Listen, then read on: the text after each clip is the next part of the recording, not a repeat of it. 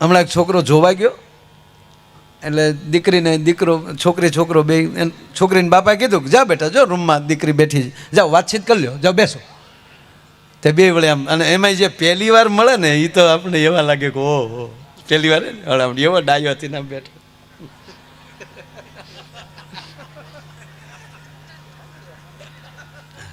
બેનને તો એમ જ થાય કે આ મર્યાદા રામ આની પહેલી જ શીખ્યા લાગે. આવો ડાયો થઈને બેઠો,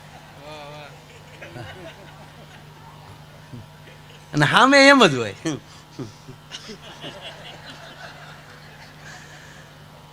એટલે બે બેઠેલા, એટલે ધીરે ધીરે પૂછે ને, એટલે આ છોકરાએ પૂછવાનું ચાલુ કર્યું કે રચોઈ ફાવે છે? છોકરે પૂછ્યું, રચોઈ ફાવે છે? દીકરીને પૂછાય રસોઈ ફાવે છે? છોકરાને પૂછાય ગાળ્યું આવડે? દીકરીને રસોઈ આવડતી જ હોય, કે પૂછવાનો મુદ્દો ન હોય. રસોઈ ફાવે છે? એટલે દીકરી કીધું હા, પણ આ દોઢો હાવ જોઈ લેવાય, વાત કરી લેવાય, વ્યવહાર કરી નખાય આ સમયમાં બેટી બચાવો અભિયાનમાં. બાકી ઘણા 45 પગ્યા નથી ખ્યા હજી. હા, અમારે એક જણો હતો, એટલે કે કીધું કે હું ગ્રેજ્યુએટ છું તો કમસે કમ મારે ગ્રેજ્યુએશનવાળા તો જોવે ને, નહીં ત્યારે મારે કવિતાઓને કોણ સમજી શકે? પાછો તાજો કવિ થઈ ગયેલો, મારી કવિતા અને મારા મર્મોને સમજનાર તો જોવે ને. એવું ગોતવા માર્યો ને તો 35 વર્ષે પગ્યો. પછી કીધું 12 પાસ છે તોય ચાલ છે. એ વરસ ગોચ્યું તો એ ન મળ્યું. પછી કીધું અક્ષર જ્ઞાન આપણે આપશું.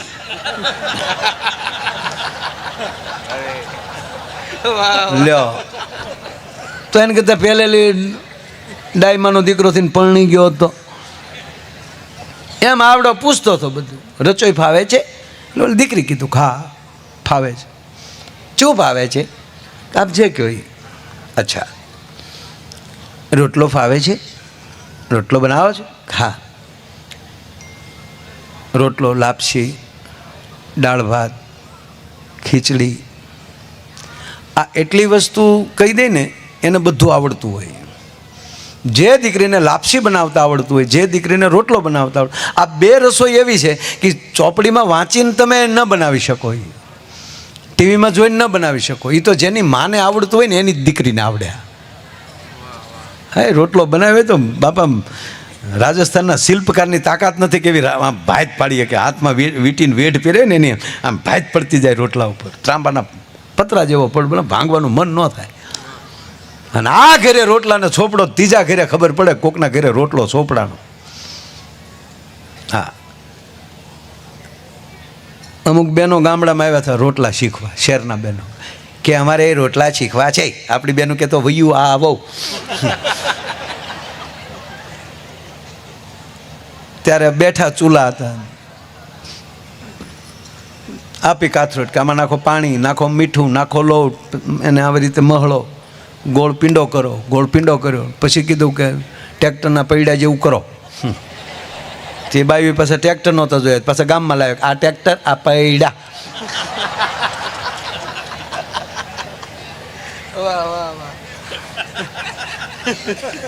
ઓલી બેનો પાછું આમ આમ આમ કર્યું. પછી કીધું કે પાણીવાળા હાથ કરતું જાવ, ટીપતું જાવ. તે ટીપતું ગયું, એનું બાપ ખરતું ગયું બધું.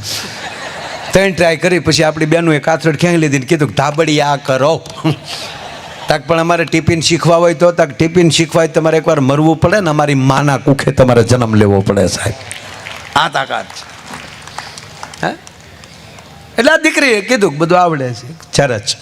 હવે ન્યાલિયા પાછો વળે તો વાંધો નહીં, પાછો ચાલુ થયો.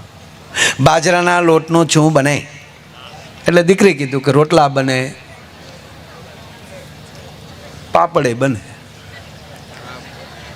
જે જે રોટલું બનતું હતું બેનું નક્કી કરી લેજો, ખોટું હું મારે લાંબુ કરવું. એના લોટનું જે બનતું થઈ કીધું. બોલો કે ઓકે.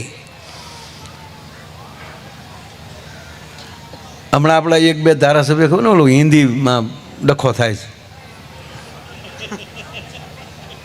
હરખું હિન્દી નથી બોલતા, ભેગું ગુજરાતી બોલે આવો આવે ને.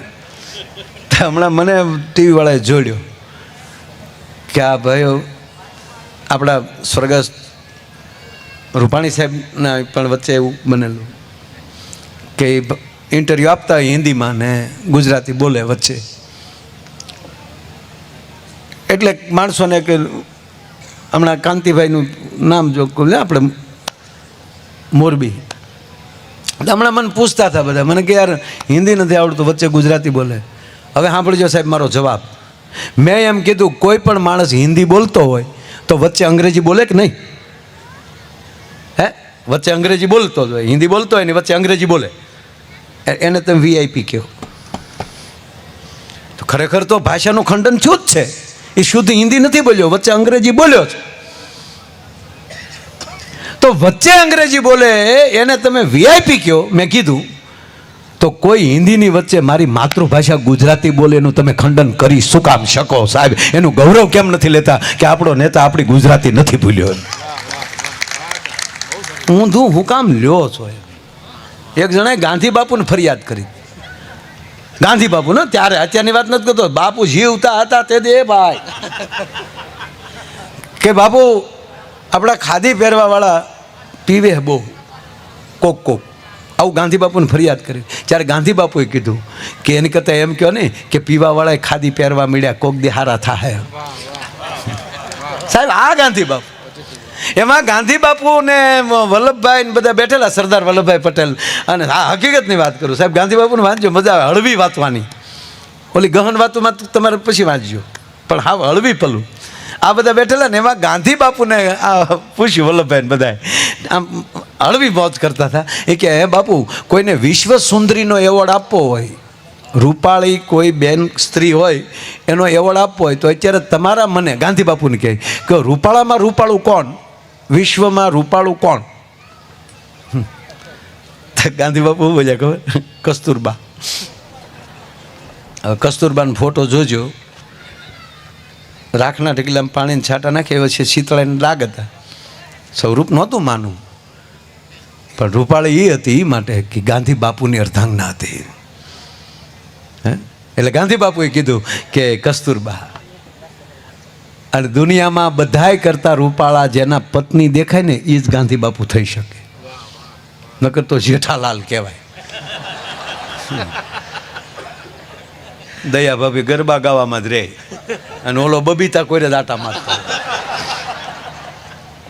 આ ટીવી ચેનલો કંઈક આપણને સલાહ દેતું હોય છે હો સાહેબ, જીવન જીવવાના કંઈક ને કંઈક મોડ હોય છે.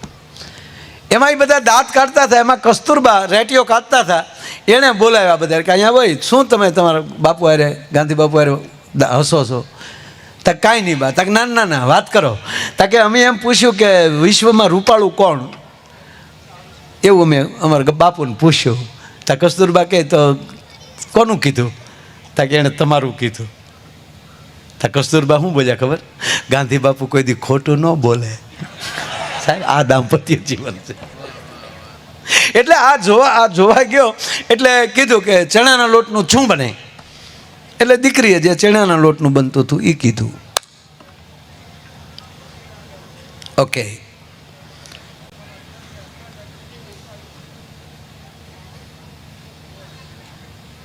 ચોખાના લોટનું શું બને? દીકરી કીધું એને પાપડ બને, શીરો બને. પણ દીકરીને એમ થયું કે આ વ્યવહાર કરવા આવ્યો કે આને હોટલ કરવી હે ને? હા, એટલું બધું પૂછે શું કામ? હવે ન્યાલી પાછો વળે તોય વાંધો નહીં, પણ આ તાજો સુધરેલો પાછું પૂછ્યું કે માની લ્યો કે આપણા ઘરે મહેમાન આવ્યા હોય તો તમે શું કરો? એટલે દીકરી કીધું કે ચાનો ટાઈમ હોય તો ચા પાવ, જમવાનો સમય હોય તો જમાડું. જમવાનો જ સમય છે તક તો જમાડું. આપણા ઘરમાં લોટ ન હોય તો શું કરો? તાકે ગાયે ગા મહેમાનને ખબર ન પડે એમ દળી નાખું. ઘરમાં બાજરો ન હોય તો, અનાજ ન હોય તો તમે શું કરો? તાકે તમને મહેમાનને ખબર ન પડે એમ વાટકી વ્યવહાર કરીને પાડોશીમાંથી ઊંચીનું લઈ લઉં, પણ મહેમાનને ભૂખ્યા ન જવા દો. આપણે પાડોશી સાથે સારા સંબંધ ન હોય તો તમે શું કરાવો? એ કે તમને મહેમાનને ખબર ન પડે એમ દુકાનેથી લઈ આવવું. આપણા ઘરમાં એક પણ રૂપિયો ન હોય તો તમે શું કરાવો? ઉધારે લઈ આવવું. આપણો વ્યવહાર જ ન હોય તો તમે શું કરાવો? તક મારા બાપે જે ઘરેણા આપ્યા ને એ વેચી નાખું પણ મહેમાનને ભૂખ્યા ન જવા દઉં. તમારા ઘર એમ ગળામાં એક પણ ઘરેણું ન રહ્યું હોય તો તમે શું કરો? દીકરી કે હું વાસણ વેચી નાખું બાકી મહેમાનને ભૂખ્યા ન જવા દઉં. આપણા ઘરમાં ઠીકરાના વાસણ સિવાય બીજું કાંઈ ન હોય તો શું કરો? એટલું બોલ્યું તો બાઈએ ત્રણ ફડાકા માર્યા. નીકળે લુખા બહાર નીકળ. તો હું તારા ઘરમાં આવીને મારે એરું પકડવા? તારા બાપ તારા ઘરમાં લોટ ન હોય, તારા ઘરમાં પૈસા ન હોય, મારા ઉપર ઘરેણું ન રહેવા દે, ઘરમાં ઠીકરાના વાસણ સિવાય ન હોય, પાડોએ હારા સંબંધ ન હોય તો તારું ઘર માંડે કોણ? ભોજ્યો ભાઈ નિકાલ. બહાર આવીને એને બાપાને કીધું કે ઇન્ટરવ્યુ લીધા વગેરે આવા લુખાવને ન આવવા દેવા. ચૂ કરો તારા બાપના સાઈજા લો ઊભી ઊભી. વાહ વાહ વાહ વાહ વાહ, બહુ છે.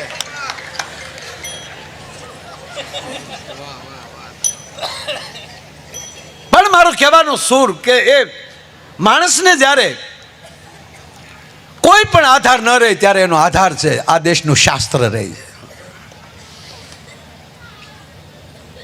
સનાલાલભાઈના પરિવાર, આ પરિવાર અહીં ઘણા છે પણ આ પરિવારમાં લેવાનું એ નીકળે કે આ પરિવારમાં રામાયણ ઉગી છે. અને આ પહેલો પ્રોગ્રામ છે, નવું વર્ષનો બેસતું વર્ષ છે આપણું. 2082માં પ્રવેશ કર્યો છે, પહેલો પગથી પગ મૂક્યો છે આપણે. તો એક માયો આયર તમારી પાસે ભીખ માગીને કહું કે તમારા પરિવારમાં રામાયણને રાખજો, રામચરિત્ર માનસને. અને જ્યારે પરિવાર આવી રીતે રજા હોય પગે લાગીને કહું બાપ મારા હમ કે જ્યારે રજા હોય ત્યારે મહિનાની એક રજા એવી રાખજો કે આખો પરિવાર 3 કલાક હારે બેસે અને આખી રામાયણ ન વંચાય ને તો એમાં કેવલ પ્રથમ કહું કે ભરત મિલાપનો પાઠ વાંચી લેજો. અયોધ્યા કાંડના 227માં દુહાથી ચાલુ થશે. ઘરનો વડીલ બેઠો બેઠો વાંચતો હોય 1.5 કલાક થાય હો, ખાલી કેવલ ખાલી 1.5 કલાક થાય. એ 1.5 કલાકનો તમે સમય આપજો.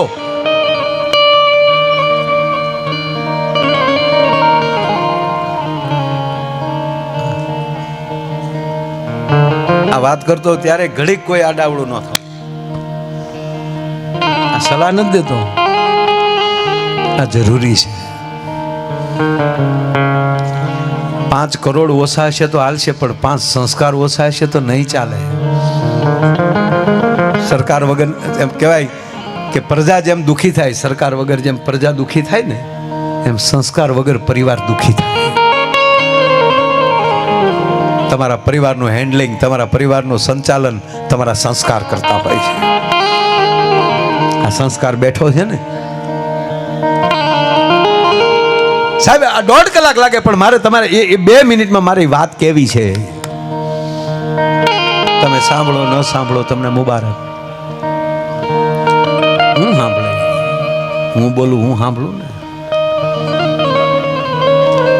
બાબુ. રામાયણની બહાર ન નીકળી શકો તમે. આ દેશનો ગ્રંથ એવો છે